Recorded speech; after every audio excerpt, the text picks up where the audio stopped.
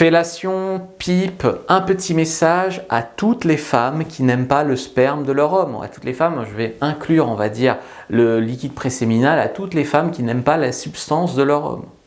Alors déjà, quel est le problème? Est-ce un problème d'hygiène, de poils ou qui ne prend pas sa douche, etc. Donc tu peux par exemple lui faire une fellation sous la douche. Donc ça c'est un premier aspect, hygiène, odeur, tout ça. Pour le goût, c'est un petit peu pareil, hein. S'il rentre du foot, il a un goût de transpiration. Sous la douche, normalement, il n'y a pas de goût. Tu peux aussi, et ça je le rappelle, mais c'est très très important, normalement quand on se rencontre et qu'on se connaît à peine, on devrait faire des fellations avec capote, avec préservatif. Et tu as des préservatifs qui ont des goûts. Goût fraise, goût vanille, goût ce que tu veux. Et donc en fait, ça peut déjà t'aider. Maintenant, dans les faits, je sais que la plupart des gens qui se rencontrent sucent sans préservatif, ils ont le droit, mais sur le papier, on devrait le faire avec. Une autre technique, c'est en même temps que tu le masturbes, tu essuies. Tu le masturbes et hop, tu passes un peu ta main dessus, tu fais ça. Donc finalement, tu peux enlever un petit peu le liquide. Une autre technique, finalement, c'est de ne jamais aller sur le gland. Tu peux lécher sa verge, le branler, lécher, bien humidifier, mais ne jamais aller sur le gland. C'est le gland finalement qui va sécréter beaucoup de choses. N'oubliez pas de faire la fellation par envie, hein. Ce n'est pas une obligation non plus de faire une fellation. Je comprends que vous ayez envie de le faire, que vous ayez envie que ça arrête de vous dégoûter, mais il faut quand même que ça reste une envie. Le mieux, c'est de trouver des moyens où ça vous plaît.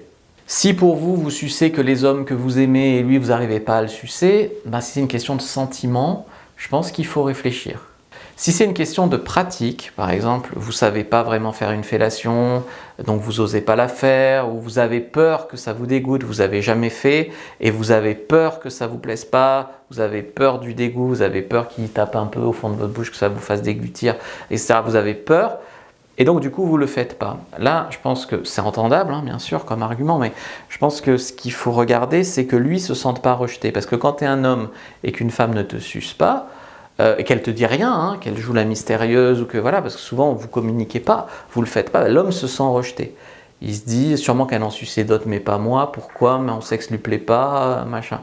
Donc je pense qu'il y a un moment, il faut communiquer. Communiquer soit que vous n'aimez pas la fellation en général, soit que vous n'aimez pas sucer comme ça, il faut aller sous la douche, soit qu'il faut sucer avec capote, soit que vous avez peu d'expérience et que vous avez envie d'y aller doucement, mais il faut communiquer.